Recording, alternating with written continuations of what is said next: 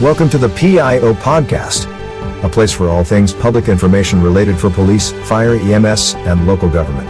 An open forum to learn, grow, and develop your public information skills. Your host, Robert Tornabene, is a public information officer with over 10 years in the field and 27 years of law enforcement background. In each episode, we will explore different aspects of the public information officer profession. Weekly, we will delve into the field of public information by talking to other PIOs. So sit back and enjoy this episode. Today is episode 18 of the PIO podcast, and we have Judy Pal on the show. Welcome, Judy. Good morning. Today on the podcast, we have Judy Pal from 10-8 Communications. Judy, how are you doing today? I am fantastic. It is beautiful weather out here in Tennessee. I know we are going to be in the 80s today. I cannot believe Chicago is going to have an 80-degree temperature in early April. That means it's probably going to be in the upper 90s and humidity for the rest of the year now. I can understand that here too. So Judy, a lot of people, they know who you are, but they may not necessarily know your background. So give us a little bit, just run your background down a little bit so that everybody is kind of on the same page about how Judy became the queen of public information. Okay, that really frightens me. I don't think a lot of people know who I am, but thank you. I'll take that. I came to this job in such a weird way. I'd always wanted to be in law enforcement, but I was too short because back in Canada, they had height restrictions. So I followed my second love, which was professional hockey. Being a Canadian, hockey, beer, it all works together. So I ended up working with the Edmonton Oilers, but got very fascinated with crisis communications when there was a Sports Illustrated story that came out that accused many of the Oilers to be doing cocaine, which was absolutely untrue. But the way the team handled that, to me, was fascinating. So I kind of just continued on in a PR career in professional sports. Then I fell into doing television when I moved to Nova Scotia, was doing a noontime television program, and then moved to the news. So I was producing, I was anchoring.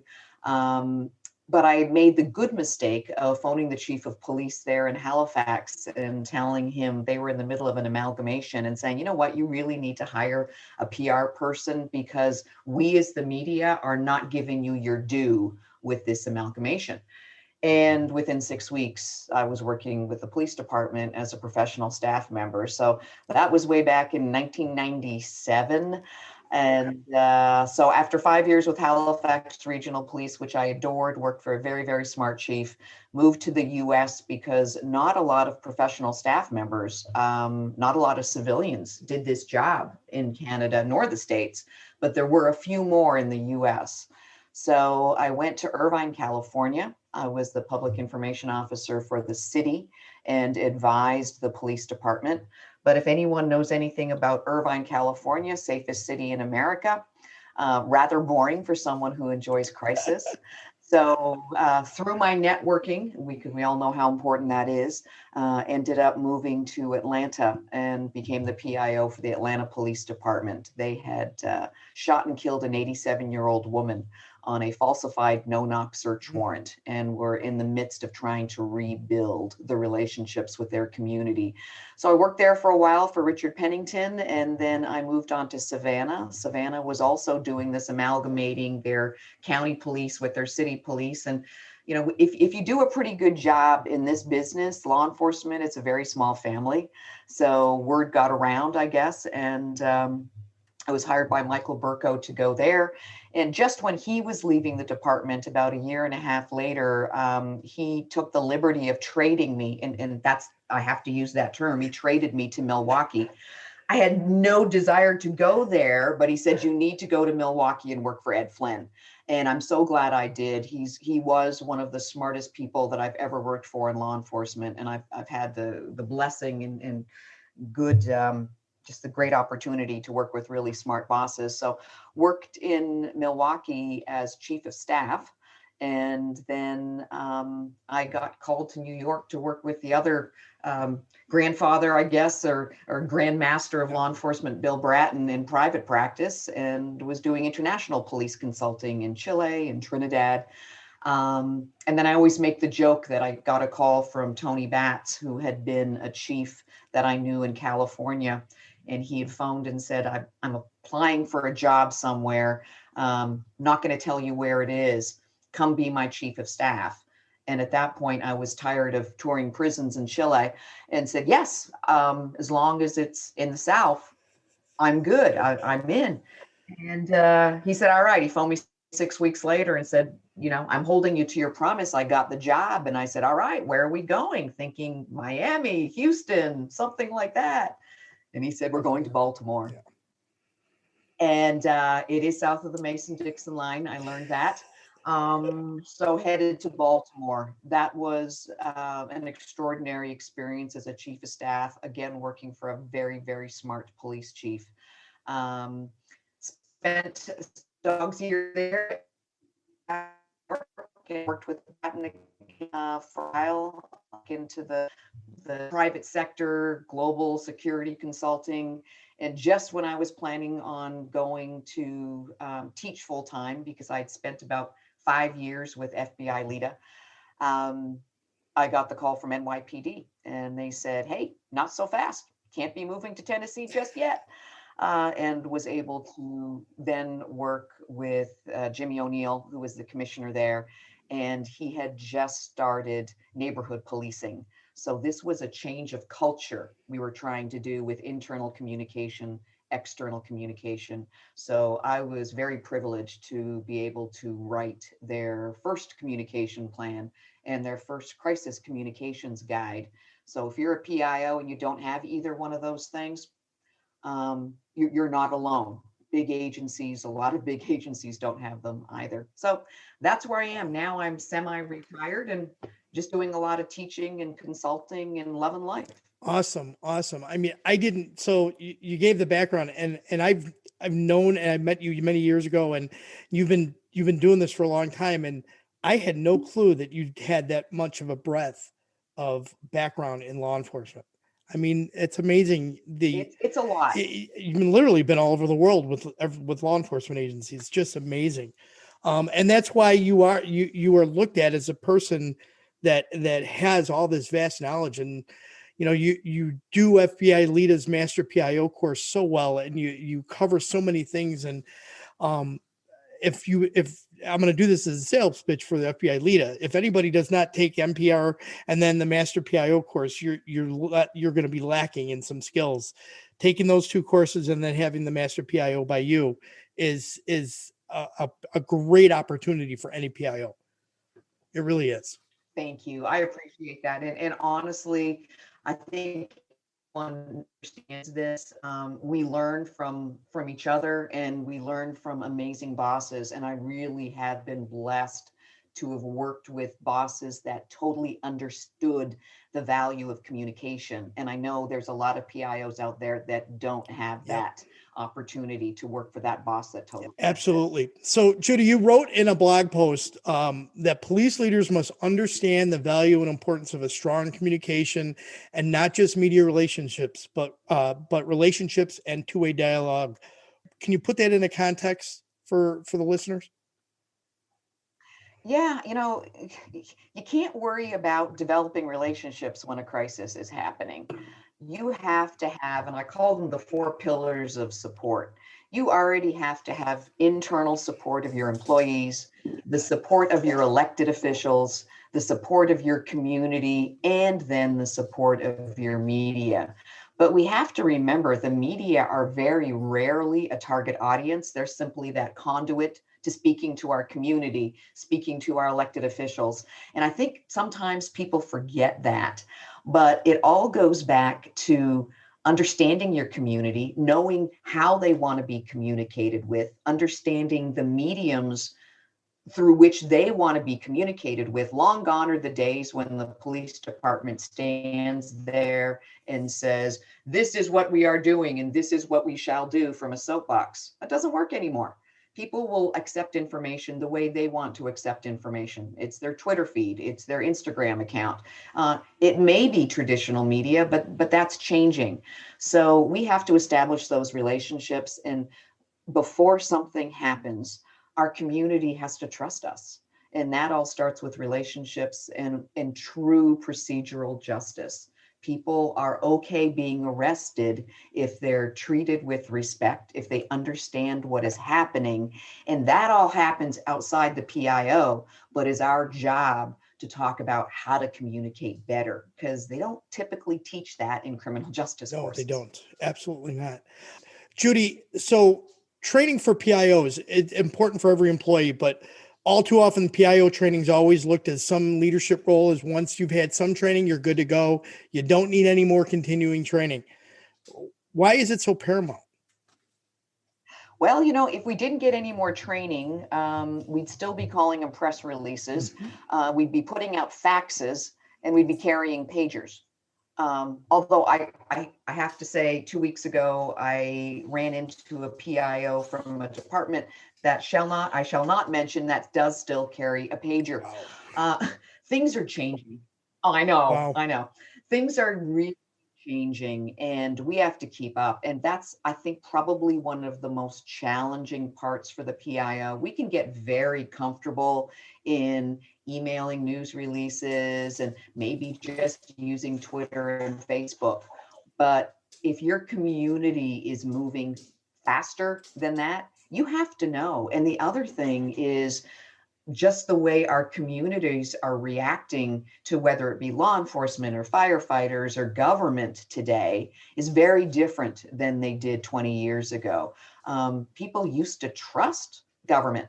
Well, they don't trust government anymore. So we've got to learn ways now to better communicate and better build those relationships. So I learn from my students every single time I'm out there. And the day that you stop learning is the day you stop leading, and is the day you stop growing. And we can't do that. We can't afford to do that in this profession. How if you're a PIO you've got leadership that is not, they don't see the value of like the NYPD conference, government social media conference. How do they come around and try and show leadership that they need to go to some of these activities or events in order to benefit the department? I think it's all about speaking the language of your chief executive.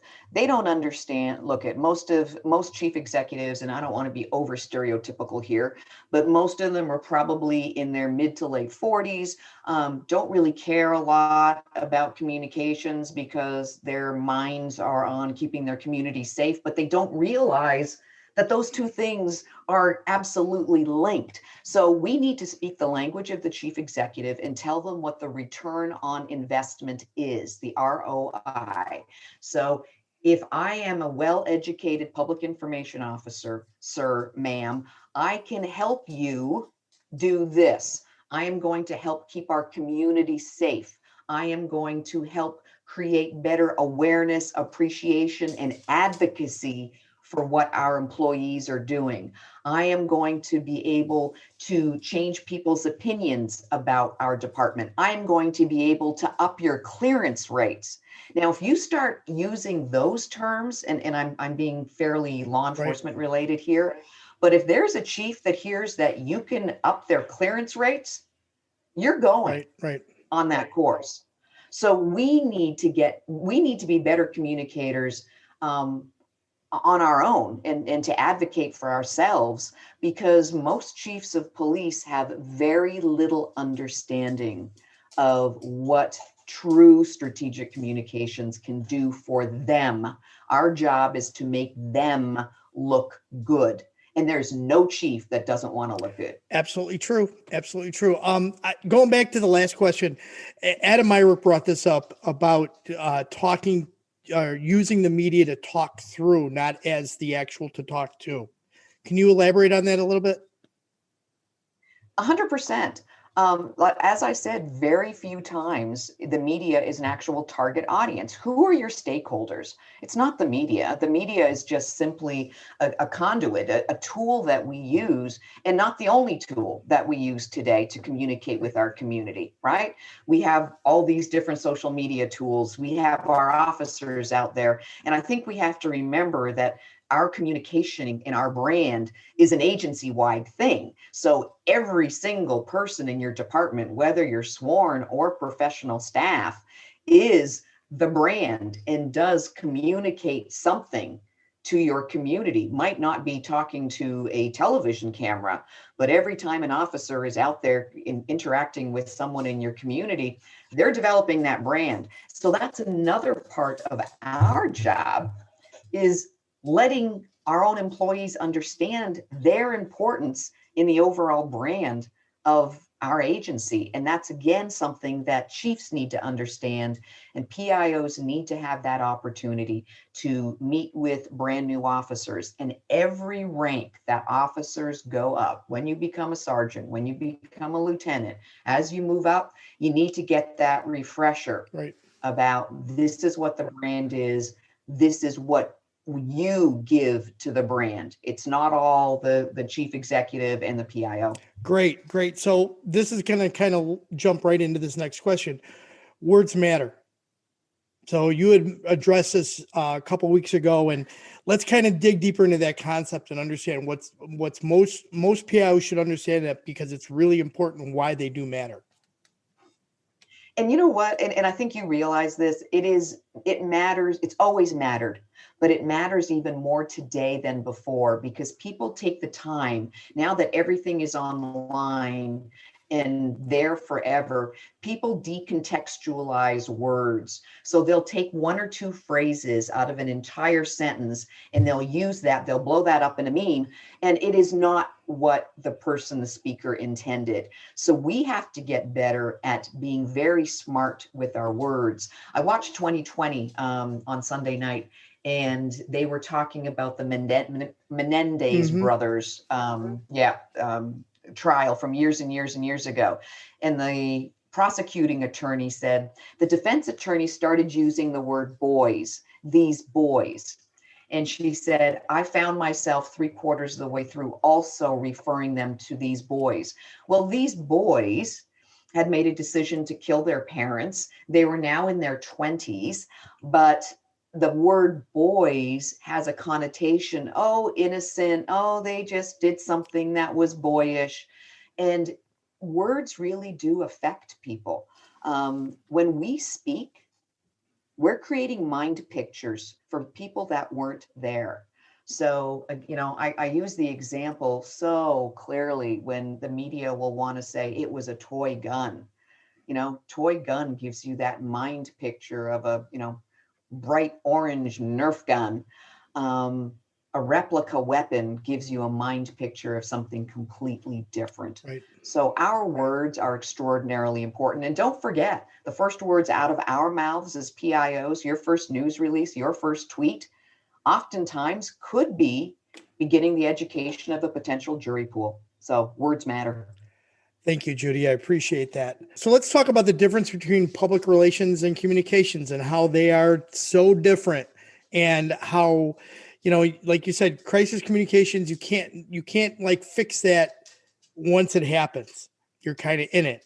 But the differences, what are they? Two, mainly speed and stress. The speed of information is ridiculous. The media don't have to be right. You do. The words you say, we can't bring them back. The stress on yourself, on your agency, also on the media to cover the story is extraordinary. So that is not the time to build those relationships. So stress, speed, the importance of a very clear, simple, concise, action-oriented messaging. Absolutely crucial. Thank you. I appreciate that. While inform, engage, and empower is the basis for a strong communication strategy, why is it key in a crisis?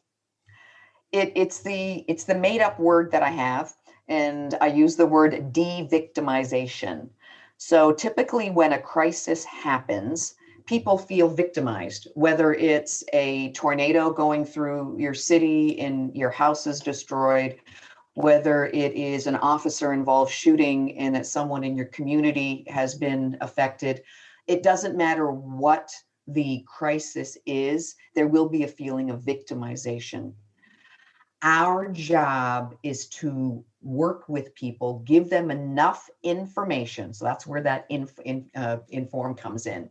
Engage them to feel like they are doing something, empower them so they don't feel like victims. They feel like survivors. So that inform, engage, empower, that is so key in crisis, because once people move from feeling like a victim to being given something to do and they feel empowered to take charge over it, there's a big difference between being a victim and a survivor. So simple messaging, even if it's something as simple as please continue to follow us on social media. The ones that FEMA use, run, hide, fight, see something, say something. Simple action messages that help to de-victimize people. Great. Awesome. You have said that communicating in crisis work won't work with an agency if it has not developed that level of trust with the community first. Why is it so important? Really simple. Loudest voices will be heard until a credible voice speaks. And right now, there are a lot of people that do not believe law enforcement and government is a credible voice. We have to build those relationships, that trust, that transparency, that credibility. So when the crisis happens, they will look to us. We were rather cheeky in Milwaukee. We called our website The Source, because we wanted to be the source of all information about public safety, about the police department. And, we had to work to build that trust. And that's really simply it. There's going to be a lot of voices out there. And some of those voices aren't even going to be in your own backyard.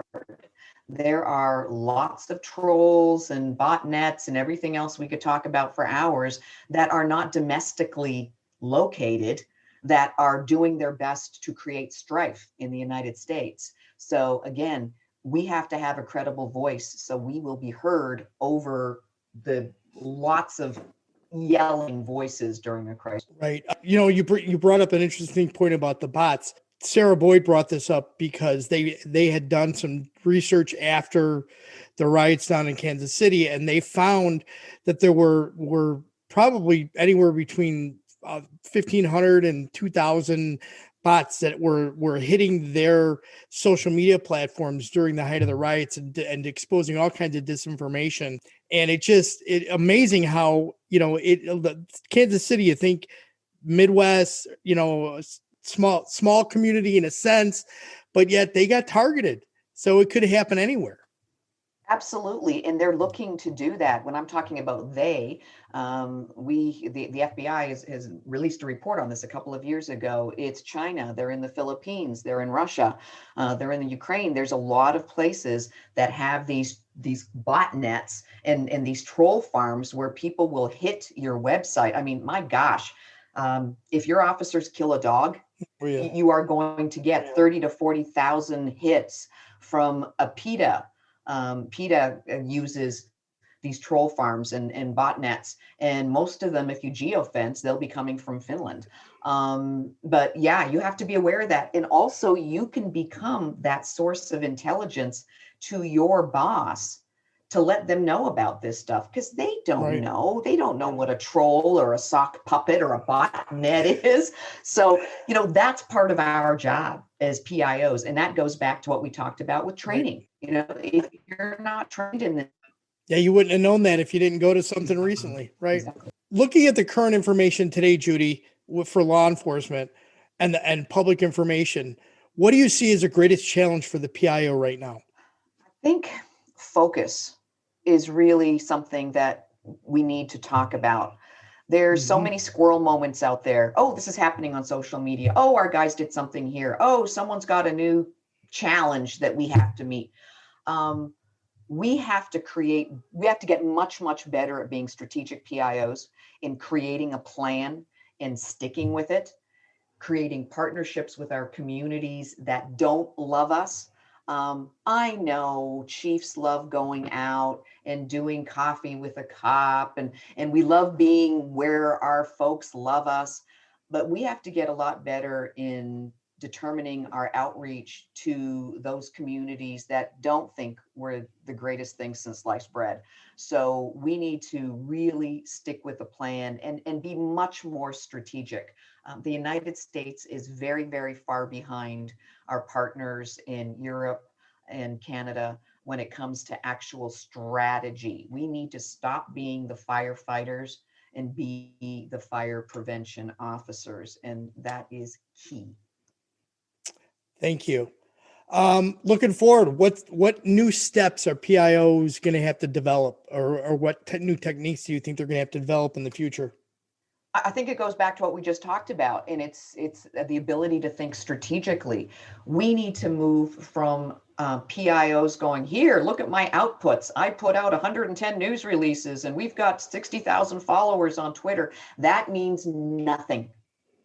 And I know there's going to be people out there that say, what are you saying? That means zero. What really means something are, what is the outcomes to your outputs? What have you been able to do? Have you been able to increase trust in your community? Have you been able to move people's satisfaction with your agency higher? Have you been able to create transparency? Have you been able to move your solve rate, your clearance rate up? I talk about the 5 A's, and every PIO should be working to create, first of all, awareness in their community, then get their community to actually appreciate what's going on and acknowledge it, because once they acknowledge it, you can move your community to action and advocacy. And the PIO's goal is to have a community of advocates.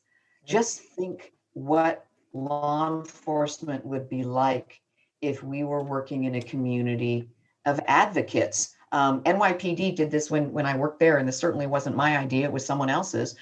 Community safety is a shared responsibility. It absolutely is. We need to go from the you guys, thin blue line, bad guys, we're the thin blue line, to let's work on this together. And I really do think within the last few years, we've been moving closer to that. Awesome.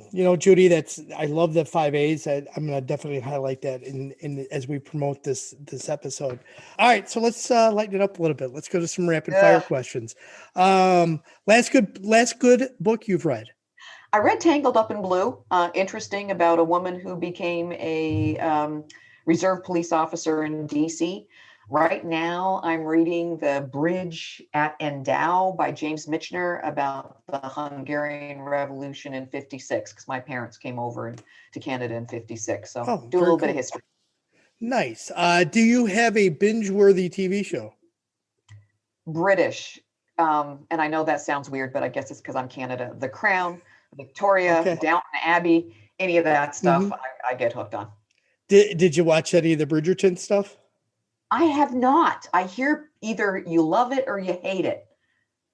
You know what? I was surprised. My daughter suggested it to me, and both my wife and I loved it. So, yeah, it was really good. I enjoyed it. I'm adding it to the list.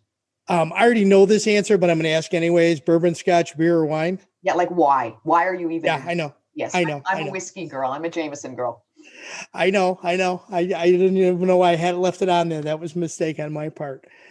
It's funny. I got my daughter hooked on old fashions. She just loves them. Oh, they're great. And oh my God. Yeah. To have a 22-year-old that loves, old fashions, gotta love it. Judy, personal motto? You're going to laugh at this, but my personal motto is typically, the road is paved with flat squirrels that couldn't make a decision. So I am always very decisive in making decisions. They might be the wrong decisions, but I make them and then take responsibility, because the only way you can move forward is making decisions. Some people think I'm crazy with the decisions that I make. It's worked for me. So I use that. I have it in my office on a big piece of paper, and every place I went to work, I had it up on the wall. So when someone would come in my office and go, well, what should we be doing? I'm like, make a decision. Look at the Nice. thing. Yeah. Nice. So if you could spend a day in someone else's shoes, whose would they be and why? That's a really hard question. I would go one of two ways. Um, I would spend a day in the shoes of someone not like me at all. So, not the same gender, not the same sexual orientation, not the same creed, not the same color, not the same religion, just to be able to understand perception from a different point of view. So that would be one. And then the other one probably would, if I could be in like Bill Bratton or Ed Flynn or Tony Batts's head for a day to pick up even more brilliance from any of those guys, that would be awesome. As long as I could keep it. There you go. Well, yeah, that's what you would want. Definitely. Yeah. Okay. I'm going to throw a curveball. Who would you like to meet, dead or alive? Anyone you would like to meet, dead or alive? Wow. Probably. Okay. So this is going to be awful because I'm going to stick with policing things because unfortunately policing is my life. I would love to sit down and have a Jameson with Sir Robert Peel. Oh, okay. Because that man was so far ahead of the game because Peelian principles today in law enforcement, yes, he had it figured out in the 1800s. I know. So that would just be awesome. Yeah, that would be like sitting down with Einstein, for the Einstein of law enforcement, right? Yeah. No kidding. Yep. If you could do anything, you would what? Be retired and travel. I'm getting to that point. COVID has made me be really happy to be at home. Right. Right. No, I understand I that. really do miss the traveling. Yeah, I love teaching. I love meeting folks. But I've been in this business for well over 31 years. And I would just love, and it's probably 7 or 8 years off, but I'm looking forward to the day where I don't have to follow the newest trends on social media. I don't have to look at and cringe when something horrible happens in law enforcement. I mean, even this morning we had another shooting. Yeah. I'm looking forward to not having to turn on TV and just enjoy solitude and traveling. Nice. I'm not going to ask this last one. We'll skip over that one. Don't worry about that. You were kind of, All right. So anything else you'd like to share with us today, Judy? I think it's really important that folks realize how valuable they are to their agencies. I always talk about the fact that you have to fight like you're the third rhino trying to get on Noah's Ark to be in that C-suite. Strategic communications has a very long way to go in government and actually even in private sector. I mean, that fight continues in private sector as well. So we have a significant role to play in legitimacy, in transparency, in credibility. And we need to get better at selling ourselves to our bosses so we can do that job and be that strategic communications advisor to our chief executive, not just the PIO. Right. A real quick question off that. Do you think part of that might be related because so many agencies have sworn members that are PIOs and there's that hierarchy that paramilitary hierarchy that goes in there? Like some PIOs tend to be sergeants. They may not necessarily be allowed to be into that upper echelon. Do you think maybe that has a factor in it? I think the biggest factor is that chiefs and sheriffs don't know what they don't know. And they just think they see the PIO position as the firefighter. Oh, shoot, there's a media guy outside. You're walking past the door. You go out and do the interview. And it happens to be a sergeant or a lieutenant. I think we need to look at NIMS and ICS, and you see where the PIO sits in the right hand of the incident commander. I will tell you this, and we can finish off with this. Chief executive is in the middle. In one ear, whispers legal counsel. In the other ear, at that same level, should be whispering strategic communications counsel. So if you are not at that level in your agency, that's where you need to be. That's how important strategic communications is. That's awesome. That's a great way to sum it up, Judy. Thank you very much. Judy, how can people best reach out to you? I know your social media, your Twitter account is kind of like that's the one, but is there any other way to reach out? Yeah, I have a website and it is 10-8communications.com. All kinds of information there, information about when we're doing training. The FBI-LEEDA classes are there. ILEA in Texas. I teach a StratCom course there, as does Chris Cook. Chris Cook teaches the basic. I teach the advanced. And also we have an online on-demand course that my partner Eric Walchuk and I created, especially with COVID. If you can't get to training, the online on-demand course is awesome. We're really, really proud of it. So if you can't get the money to go away, if you can do that, but take a look. It's all there at 10-8communications.com. Great. And I will add that all into the show notes, as well as Judy's background in there, so everybody has it. And Judy, I appreciate you coming on the show today. Thank you very much. Thank you so much, Bob. Really appreciate it. Thanks.